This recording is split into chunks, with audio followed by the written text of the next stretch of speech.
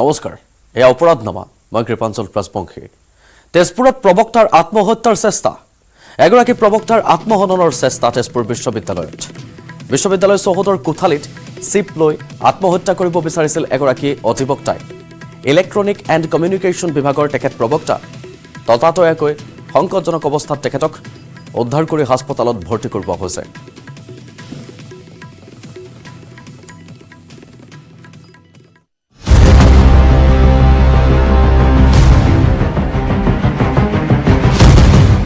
সুকন্যা বৰাক জেৰা কৰি আছে এইবাৰৰ হৈতে তৃতীয়বাৰ হৈছে সিএম ভিজিলেন্সৰ জেৰাৰ সন্মুখীন হৈছে সুকন্যা বৰা অৱশ্যে এইবাৰ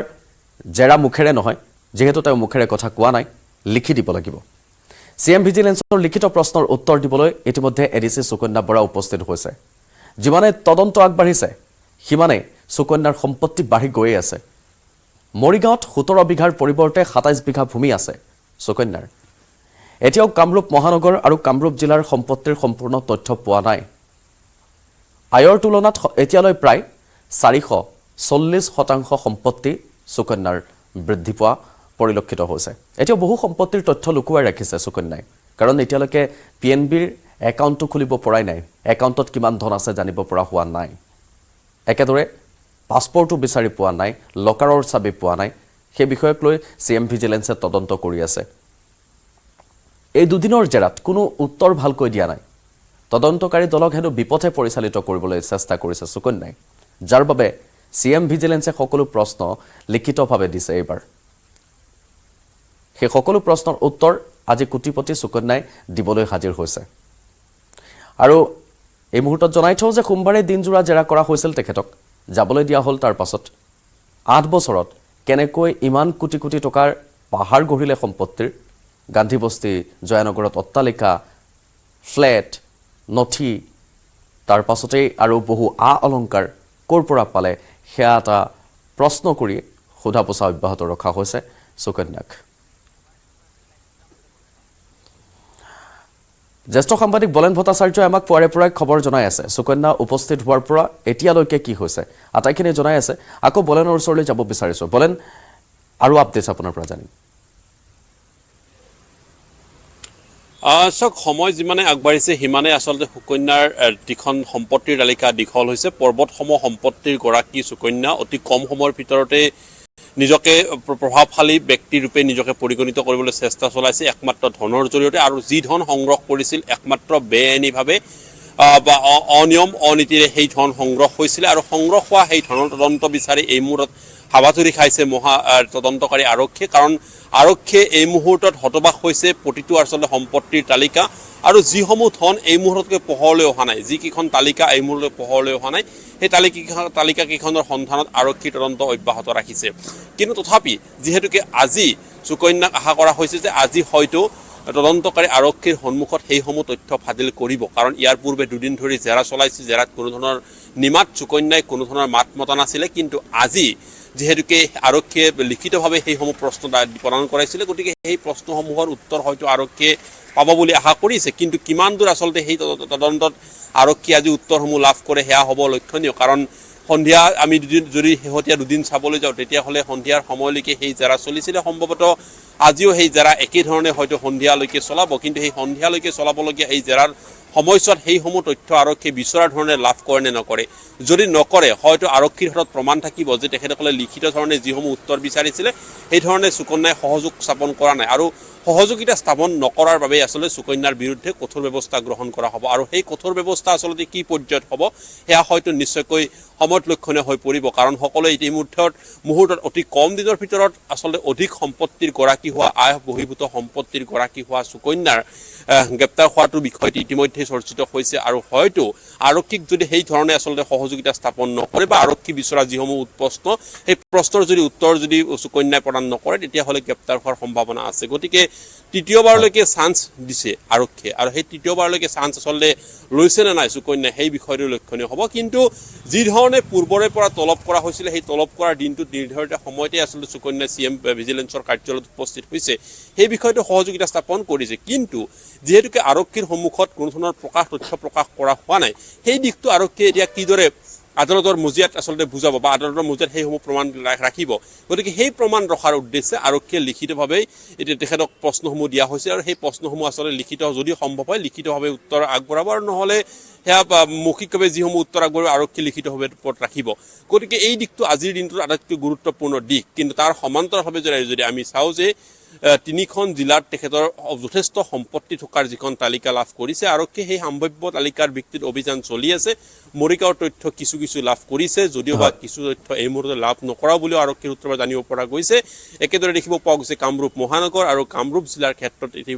এই মুহূৰ্তলৈকে বহুখিনি তথ্য লাভ কৰা নাই গতিকে সেইসমূহৰ সন্ধানত আৰক্ষীৰ অভিযান অব্যাহত আছে একেদৰে তেখেতৰ যি লকাৰৰ তথ্য একাউণ্টত থকা মজুত থকা ধনৰ পৰিমাণৰ কথা এই মুহূৰ্তলৈ পোহৰলৈ অহা নাই গতিকে সেই সম্পত্তিৰ তালিকাখন আহিলে হয়তো 8 বা 8.5তকৈ অধিক আয় বহিৰ্ভূত সম্পত্তিৰ যেন হ'ব অনুমান এক কৰিব পৰা অৱস্থাত আহি পৰিছে আৰক্ষী নিশ্চয় বলেন ভট্টাচাৰ্য আপুনি কোৱাৰ দৰে এই থাৰ্ড চান্সে লাষ্ট চান্স হ'ব নে আৰু চান্স দিব সেয়া সময়ে ক'ব ধন্যবাদ জনাম আপোনাক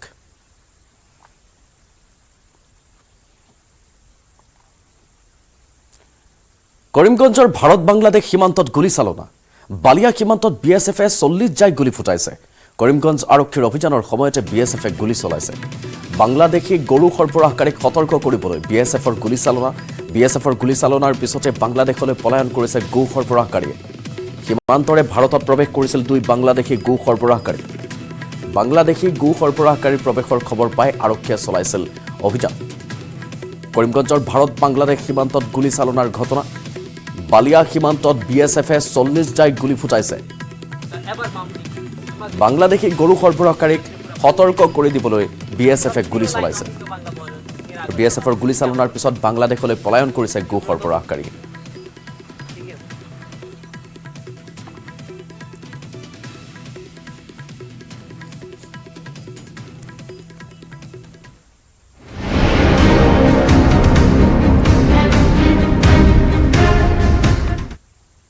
মঙ্গলবাৰে সিএম ভিজিলেন্সে জেৰা কৰিছে আখতাৰ হুছেইনক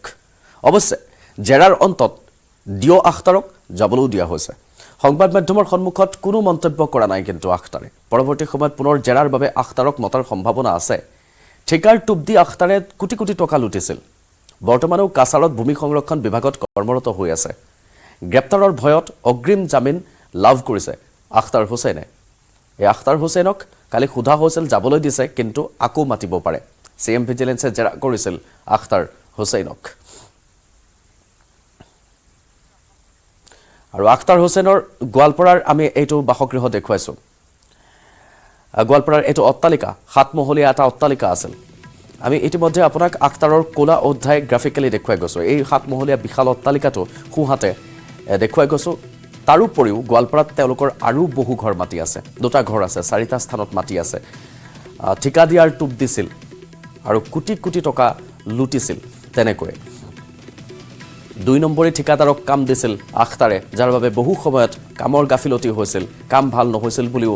দাবী উত্থাপন কৰি আহিছিল 60-40 কৰাত সিদ্ধ হস্ত আছিল এগৰাকী আখতাৰ দুৰ্নীতিৰে বিশাল সম্পত্তি গঢ়িছিল আখতাৰ হুছেইনে আৰু হাতীগাঁৱৰ খেৱালি পথত অত্যাধুনিক অট্টালিকা আপোনাক আমি বাওঁফালে দেখুৱাইছো এই অত্যাধুনিক অট্টালিকাটোতে প্ৰথমতে আৰম্ভ কৰা হৈছিল অভিযান হিজুবাৰীৰ ক্লাছিক এপাৰ্টমেণ্টত এটা ফ্লেটো আছে তেখেতৰ আৰু আনফালে এয়া গোৱালপাৰাৰ 7 মহলীয়া বিশাল অট্টালিকাটো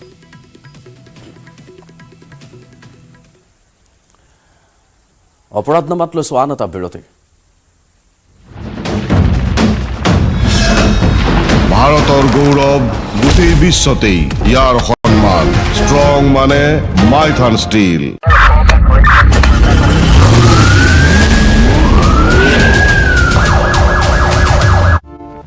অঞ্চলত উপস্থিত ৰুমিৰ তিমুংপি পুৱাৰ ভাগতে উপস্থিত হৈছে ৰুমিৰ তিমুংপি আৰু বৰ্তমান ৰুমিৰ তিমুংপিক জেৰা চলাই থকা হৈছে আজি দিনটো জুৰি ৰুমিৰ তিমুংপিক জেৰা চলাইছে এছআইটিৰ কাৰ্যালয়ত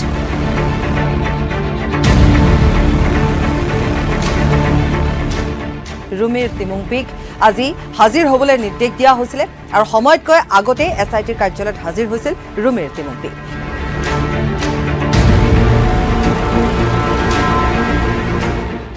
ৰুমিৰ তিমুংপিয়ে বৃহৎ ধনৰ বিনিময়ত ৰাজপত্ৰিত বিষয়াৰ পদ ক্ৰয় কৰিছিল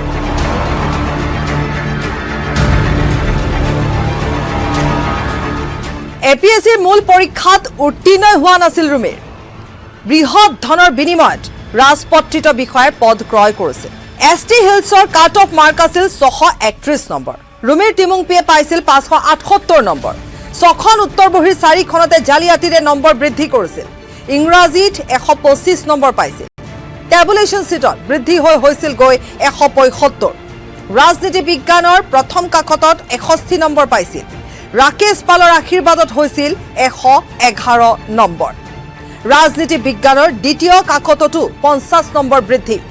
সাধাৰণ বিজ্ঞানত পাইছিল 113 নম্বৰ সমাজতত্বৰ দ্বিতীয় কাকতত লাভ কৰিছিল 117 সৰ্বমুঠ 200 নম্বৰ বৃদ্ধি কৰিছিল ৰাকেশ পাল এণ্ড কোম্পানীয়ে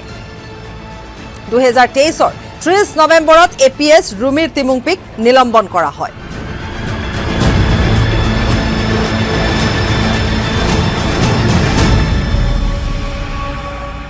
আৰু সেইগৰাকী ৰুমিৰ টিমুংপিক জেৰা চলাই থকা হৈছে আৰু জেৰাৰ অন্তত ৰুমিৰ টিমুংপিক গ্ৰেপ্তাৰ কৰিব নে নকৰে সেয়া এতিয়ালৈকে স্পষ্ট নহয় কাৰণ এতিয়ালৈকে দেখিবলৈ পোৱা গৈছে প্ৰত্যেকগৰাকী ৰাজপত্ৰিত বিষয়াক সোধা পোছাৰ অন্তত যাবলৈ দিয়া হৈছে যিয়ে নহওক এই এপিএছচি কেলেংকাৰীয়ে কি মূৰ ল'ব সেয়া পৰৱৰ্তী সময়ত জানিব পৰা যাব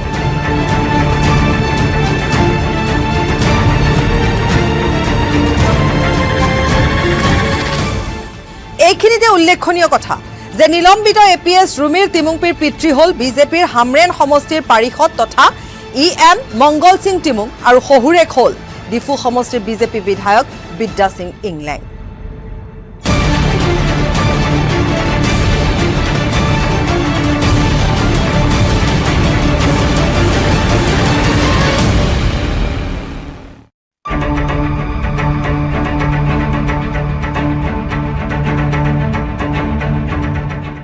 SIT কাৰ্যালয়ত উপস্থিত ৰুমিৰ টিমুংপি পুৱাৰ ভাগতে উপস্থিত হৈছে ৰুমিৰ টিমুংপি আৰু বৰ্তমান ৰুমিৰ টিমুংপিক জেৰা চলাই থকা হৈছে আজি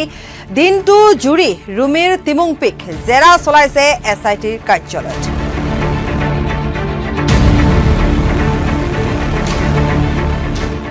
ৰুমিৰ টিমুংপিক আজি হাজিৰ হ'বলৈ নিৰ্দেশ দিয়া হৈছিল আৰু সময়তকৈ আগতে SIT কাৰ্যালয়ত হাজিৰ হৈছিল ৰুমিৰ টিমুংপি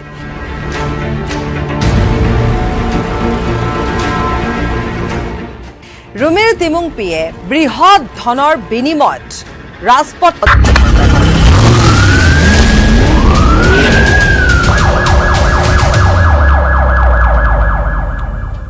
ডকাইতৰ ৰূপত অৱতীৰ্ণ হৈছে শিৱসাগৰৰ এনফৰ্চমেণ্ট বিভাগ একাংশ যান বাহন চালকক এনফৰ্চমেণ্ট বিভাগৰ এটা দলে নীতি বহিৰ্ভূত জৰিমনা বিহাৰ তথ্য পোহৰলৈ আহিছে আৰু সেই বিষয়টোক লৈ দল সংগঠনে মন্তব্য কৰিছে আমি শিৱসাগৰৰ সাংবাদিক প্ৰদীপ গগৈৰ এক বিশেষ প্ৰতিবেদন আগবঢ়াইছো হয় মই বৰ্তমান উপস্থিত আছো শিৱসাগৰ জিলা পৰিবহণ কাৰ্যালয়ৰ চৌহদত এই জিলা পৰিবহণ কাৰ্যালয়ৰ অন্তৰ্গত এনফৰ্চমেণ্ট বিভাগ এই এনফৰ্চমেণ্ট বিভাগৰ বিৰুদ্ধে বৰ্তমান কেতবোৰ গুৰুতৰ অভিযোগ উত্থাপন হৈছে ৰাজহ সংগ্ৰহ বৃদ্ধিৰ স্বাৰ্থতে কেৱল ঊৰ্ধ্বতম কৰ্তৃপক্ষক সন্তুষ্ট কৰিবলৈ একাংশ যান বাহন চালকৰ পৰা তেওঁলোকৰ চালকৰ যি অনুজ্ঞাপত্ৰ তথা ড্ৰাইভিং লাইচেন্স নথকা বুলি ভুৱা অভিযোগ তেওঁলোকে দাখিল কৰি ভুৱা জৰিমনা প্ৰস্তুত কৰি বাৰুকৈ লুণ্ঠন চলোৱাৰ গুৰুতৰ অভিযোগ উত্থাপন হৈছে মোৰ হাতত এখন জৰিমনা প্ৰস্তুতৰ এখন চালান আছে এইখনত স্পষ্ট আছে এগৰাকী যান বাহন চালকক আচলতে তেওঁ যান বাহন চলাই থকা অৱস্থাত ফটো তুলি ড্ৰাইভিং লাইচেন্স চেকিং নকৰাকৈ তেওঁৰ ড্ৰাইভিং লাইচেন্স নথকা বুলি তেওঁলোকে চালান প্ৰস্তুত কৰি জৰিমনা বিহিবলৈ যি নিৰ্দেশ তেনেধৰণৰ প্ৰেৰণ কৰিছিলে তাৰ পিছতে পোহৰলৈ আহিছে এনেধৰণৰ ঘটনা মই দেখুৱাইছোঁ এইটো হৈছে জিলা পৰিবহণ বিভাগ বিষয়াৰ কাৰ্যালয় আৰু এই কাৰ্যালয়টোৰ অন্তৰ্গত এনফৰ্চমেণ্ট বিভাগে বৰ্তমান জধে মধে চালান প্ৰস্তুত কৰি ভুৱা চালান প্ৰস্তুত কৰি জৰিমনা আচলতে মিছা অভিযোগেৰে জৰিমনা বিহিবলৈ উঠি পৰি লগা বুলি এওঁলোকৰ ওপৰত এই এনফৰ্চমেণ্ট বিভাগৰ বিৰুদ্ধে গুৰুতৰ অভিযোগ উত্থাপন কৰিছে একাংশ যান বাহন চালকে যি সময়ত পৰিবহণ মন্ত্ৰীগৰাকীয়ে আচলতে যি জাগৰণ যাত্ৰা আচলতে পথ সুৰক্ষাৰ জনজাগৰণ যাত্ৰা তেওঁলোকে আৰম্ভ কৰিছে সেই সময়তে এই এনফৰ্চমেণ্ট বিভাগৰ বিৰুদ্ধে উঠিছে গুৰুতৰ অভিযোগ এগৰাকী ব্যক্তি আছে কি ক'ব কেৱল ৰাজহ বৃদ্ধিৰ স্বাৰ্থত আচলতে চালকসকল একাংশ চালকৰ পৰা অবৈধভাৱে সংগ্ৰহ কৰিছে জৰিমনা কি ক'ব চাওক এনফৰ্চমেণ্ট পৰিবহণ বিভাগটোৱে এতিয়া ভোটৰ ওপৰত দানৱ পৰা নিচিনা হৈছে তেখেতলোকে ৰাজহ সংগ্ৰহৰ কাৰণে জনসাধাৰণক ইমান তললৈকে ইমান নিম্নভাৱে অৰ্থনৈতিকভাৱে তেখেতলোকে ৰাজহ তুলিবৰ কাৰণে অত্যাচাৰ কৰাৰ নিচিনা হৈছে যিয়ে নেকি আপুনি এজন যদি হেলমেটবিহীনভাৱে কোনোবা এজনে যদি গাড়ী চলাই আছে মটৰচাইকেল চলাই আছে বা ছিট বেল্ট লগোৱা নাই তেখেতক ৰাখি পিনে তেখেতলোকে জৰিমনা বিহা নাই কিন্তু তেখেতলোকক অজ্ঞাতে বেক চাইডে বা ফটো মাৰি তেখেতলোকে জৰিমনা দিয়ে আৰু তাতোতকৈ ডাঙৰ কথাটো হ'ল যে আপুনি শিৱসাগৰত দেখিছে যি য'ত ফটো মাৰে তেওঁতো জ্ঞাত নহয় যিজন চালক জ্ঞাত নহয় অজ্ঞাতভাৱে ফটো মৰাৰ পিছত তেখেতে যে লাইচেঞ্চ নাইকিয়া সেই কথাটো তেখেতলোকে অৱগত নহয় কিন্তু লাইচেঞ্চৰ যি 5,000 টকা ফাইন সেই 5,000 টকাৰ ফাইনটো তেখেতলোকে ইয়াত জৰিমনাত লগাই দিয়ে কিন্তু তাৰ পিছত এনেকুৱা ধৰণৰ শিৱসাগৰতো বহু মানুহ আছে আজি সচেতন মানুহ দুই এজনে যেতিয়া আপোনাৰ 1 চনত পোৱা লাইচেঞ্চখন যেতিয়া আপুনি 5 চনত যেতিয়া ফটো মাৰে তেন্তে 4 চনৰ আগত পোৱা লাইচেঞ্চখন থকা মানুহজনক যেতিয়া জৰিমনা বিহিছে কোনো ধৰণৰ ৰখাই নোলোৱাকৈ তেখেতলোকে জৰিমনা বিহিছে ঊৰ্ধ্বতম কৰ্তৃপক্ষক খোজ ৰাখিবৰ কাৰণে নেতৃত্ব সদায় চকী বাহাল ৰাখিবৰ কাৰণে চৰকাৰক সন্তুষ্ট প্ৰকাশ কৰিবৰ কাৰণে যি ধৰণে তেখেতলোকে কাৰবাৰ চলাইছে ব্যৱসায় চলাইছে সেইটো এটা আমি কেতিয়াও মানি নলওঁ শিৱসাগৰ জিলা অনুসূচিত জাতি ছাত্ৰ সন্থাৰ তৰফৰ পৰা সমগ্ৰ ৰাইজক অনুৰোধ জনাইছোঁ যাতে সজাগ হওক আপোনাৰ কি কাৰণে এই জৰিমনা বিহা হ'ল তাৰ ওপৰত আপুনি নিজে প্ৰস্তুতি চলাব লাগিব আৰু মই বিভাগীয়কো অনুৰোধ জনাইছোঁ য'ত আপুনি ফটো মাৰিব তাত যাতে জ্ঞাত নহ'লেও লোকেশ্যনটো যাতে স্পষ্টভাৱে থাকে কোন জেগাত তেখেতক ফটো মৰা হ'ল আৰু লগতে এটা কথা মই অনুৰোধ জনাইছোঁ যে ৰাজহ তুলিব লাগে বুলিয়ে যেন ইমান শোষণ টাইপৰ যে ৰাজহ নুতুলে তাৰ প্ৰতি ঊৰ্ধ্বতম কৰ্তৃপক্ষক নজৰ দিবলৈ মই অনুৰোধ জনালোঁ হয় হেলমেট পৰিধান নকৰাটো অতিকৈ বেয়া কথা ছিট বেল্ট নমৰাটো আচলতে অতি বেয়া কথা সেয়া আইন উলংঘ যি জৰিমনা আইনমতে ল'ব লাগে সেয়া ল'ব পাৰে কিন্তু ড্ৰাইভিং লাইচেঞ্চ থকা লোকক ড্ৰাইভিং লাইচেঞ্চ নাই বুলি ভুৱা অভিযোগ চেকিং নকৰাকৈ তেওঁলোকে মনে সাজি ভুৱা অভিযোগ প্ৰস্তুত কৰি ভুৱা চালান প্ৰস্তুত কৰাৰ যি কাৰ্য সংঘটিত কৰিছে এই এনফৰ্চমেণ্ট বিভাগে এয়া বাৰুকৈ আচলতে প্ৰতিক্ৰিয়া প্ৰকাশ কৰিছে বিভিন্নজনে নিন্দা প্ৰকাশ কৰিছে অনাগত দিনত যাতে এনেধৰণৰ ডকাইতিৰ দৰে কামত যাতে লিপ্ত নহয় এই এনফৰ্চমেণ্ট বিভাগ তাৰ বাবে সকিয়নি দিছে দল সংগঠনে গহপুৰৰ ৰাসথলীত পিতৃ পুত্ৰৰ নৃশংস হত্যাকাণ্ড ৰাসত ভাও দিয়াক লৈ লগা সংঘাতৰ পৰিণতিত 3 ঘাতকে চুৰিৰে হানি নামঘৰতে হত্যা কৰিলে পিতৃ পুত্ৰক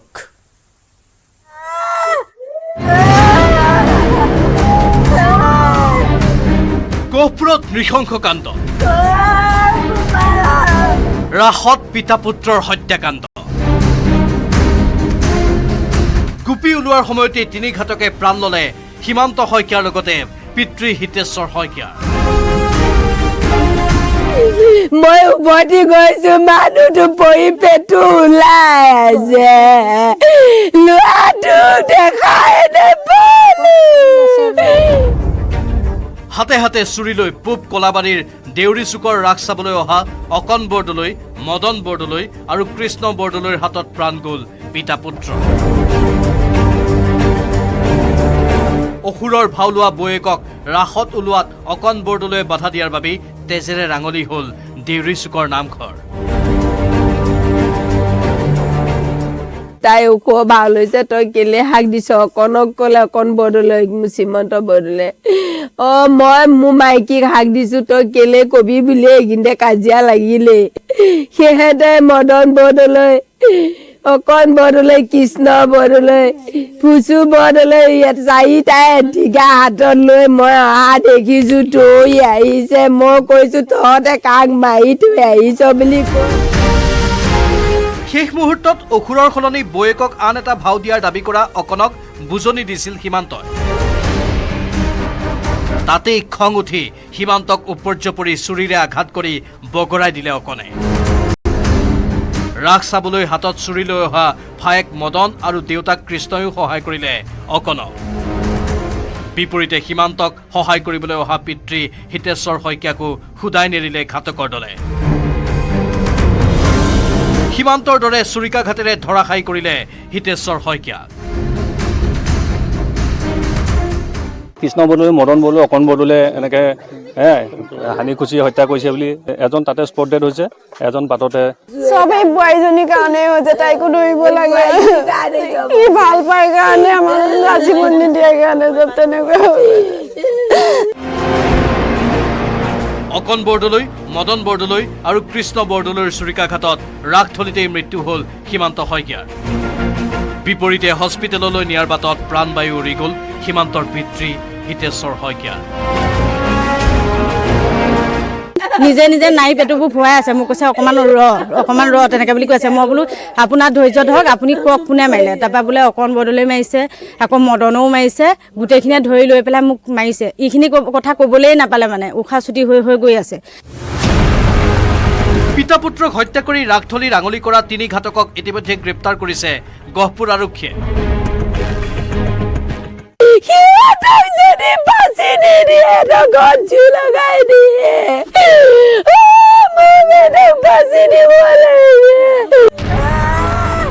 বৌয়েকৰ সৈতে অকণ বৰদলৈৰ পৰকীয়া প্ৰেমৰ সম্পৰ্কৰ বাবেই এই কাণ্ড হোৱাৰ অভিযোগ স্থানীয় লোকৰ। পৰকীয়া প্ৰেমৰ সম্পৰ্ক থকাৰ বাবেই বৌয়েকক অসুৰৰ সলনি আন এটা চৰিত্ৰত চাব বিচাৰিছিল অকণ বৰদলৈ। মুনু বৰদলৈ বুলি কয়, মইনা বৰদলৈ ঘৈণীয়েকক এই অকণ বৰদলৈ ভাল পায়, দেউতাকে নবৌকক ভাল পায়। তাৰ পাছতে জলাজয়ীত ঘিউ ঢলাৰ অভিযোগ অকণৰ দেউতাক কৃষ্ণ বৰদলৈ আৰু ভায়েক মদন বৰদলৈ।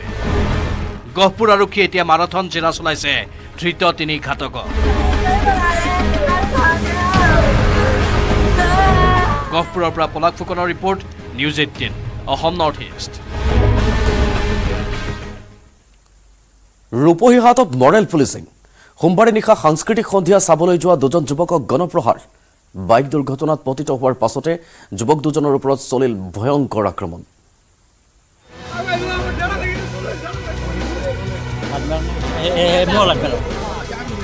ৰূপহীহাটৰ কাঞ্চনপুৰত মৰেল পুলিচিং। বাইক দুৰ্ঘটনাত পতিত 2 যুৱকক গণপ্ৰহাৰ। গছত বান্ধি থোৱা যুৱকৰ মৰম কাঠৰ চিৎকাৰ। উখহি যোৱা মুখেৰে বুবা যন্ত্ৰণাত কাঠৰ আন যুৱক। হেমকান্ত মাষ্টৰৰ নেতৃত্বত 2 যুৱকৰ ওপৰত আক্ৰমণ চলাৰ অভিযোগ। হেমন্ত মাষ্টৰৰ ঘৰৰ ওচৰত সিহঁতে বাইকত গৈ আছে, ইফালৰ সিফালৰ পৰা 2টা বাইকে আহি পেলাই এক্সিডেণ্ট হ'ল। এক্সিডেণ্ট হোৱাত আমাৰ ভতিজাৰ ল'ৰাটো এক্সিডেণ্ট হৈ পেলাই পানীত পৰি গৈছে। পানীৰ পৰা উঠাই আনি পেলাই হেমকান্ত মাষ্টৰ আৰু গাঁৱৰ ওচৰ চুবুৰীয়া কিছুমান মানুহে ধৰি আনি পেলাই বান্ধি মাৰপিট কৰে। এইটো কি নিয়ম নেকি যে কোনোবা মানুহে এক্সিডেণ্ট কৰিছে, এক্সিডেণ্ট কৰা অৱস্থাত মানুহে মাৰপিট কৰিব, তাক সুৰক্ষা দিব লাগে। সোমবাৰে সন্ধিয়া সাংস্কৃতিক অনুষ্ঠান চাবলৈ যোৱাৰ বাটতে দুৰ্ঘটনাত পতিত হৈছিল মুক্তাৰ হুছেইন আৰু সুলেমান হক। 2খন বাইকৰ মুখামুখি সংঘৰ্ষত পানীৰ ডুঙাত পৰিছিলগৈ মুক্তাৰ আৰু সুলেমান। হেমকান্ত মাষ্টৰৰ নেতৃত্বত এদল লোকে পানীৰ পৰা তুলি আনি মুক্তাৰ আৰু সুলেমানৰ ওপৰত নিৰ্যাতন চলোৱাৰ অভিযোগ ভুক্তভোগী পৰিয়ালৰ। হেমকান্ত মাষ্টৰ কিয় মাৰপিট কৰিব আমাৰ ভতিজাৰ ল'ৰাক? এইটো কাৰণে আমি বিচাৰ আমাৰ ৰূপহী আৰক্ষী চকী ভাৰপ্ৰাপ্ত মহোদয়ক আমি অনুৰোধ জনাওঁ যে এইটোৰ বিচাৰ হ'ব লাগে আৰু ইয়াৰ তদন্ত হ'ব লাগে। আনকি গণপ্ৰহাৰৰ পাছত মুক্তাৰ হুছেইন আৰু সুলেমান হকৰ পৰা 20,000 টকাৰ লগতে আধাৰ কাৰ্ড আৰু বাইকৰ নথি পত্ৰও কাঢ়ি নিয়াৰ অভিযোগ ভুক্তভোগী পৰিয়ালৰ। লগতে ল'ৰাটোৰ লগতে টকাও আছিলে, 20,000 মান টকা আছিলে, আধাৰ কাৰ্ড, ATM কাৰ্ড আছিলে, গাড়ীৰ RC আছিলে, চব লৈ গ'ল সিহঁতে কাঢ়ি কৰি। মোবাইল এটা আছিলে, কাঢ়ি কৰি লৈ গুচি গ'ল। ন্যায় বিচাৰি ইতিমধ্যে ৰূপহীহাট আৰক্ষীৰ কাষ চাপিছে ভুক্তভোগী পৰিয়াল। ঘটনাৰ উচিত তদন্ত কৰি মৰেল পুলিচিঙৰ জড়িত প্ৰতিটো অভিযুক্তক চিনাক্ত কৰি শাস্তি বিহিব বুলি আশা প্ৰকাশ কৰিছে ভুক্তভোগী পৰিয়ালটোৱে। ৰূপহীহাটৰ পৰা মুজামিল হকৰ report, news 18 Assam north east. বঙাইগাঁৱত ডুপ্লিকেট পুলিচৰ ত্ৰাস। নিশা গাড়ীত পুলিচৰ ষ্টিকাৰ লগাই ট্ৰাকৰ চালকক ধন দাবী এটা দুষ্ট চক্ৰৰ। আৰক্ষী তথা বন বিভাগৰ লোকৰ সন্মুখতে সংঘটিত হৈছে এইটো চাঞ্চল্যকৰ ঘটনা। এই প্ৰতিবেদন আগবঢ়াইছোঁ আৰু বিদায় লৈছোঁ মই কৃপাঞ্জন।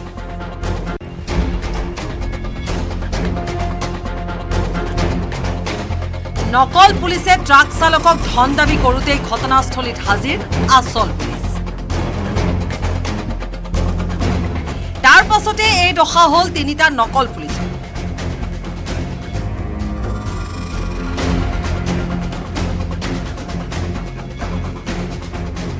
কিন্তু ধৰা পৰাৰ পাছতো দমি নগ'ল গাড়ীত পুলিচৰ ষ্টিকাৰ মাৰি ধন দাবী কৰিবলৈ অহা নকল পুলিচৰ দল।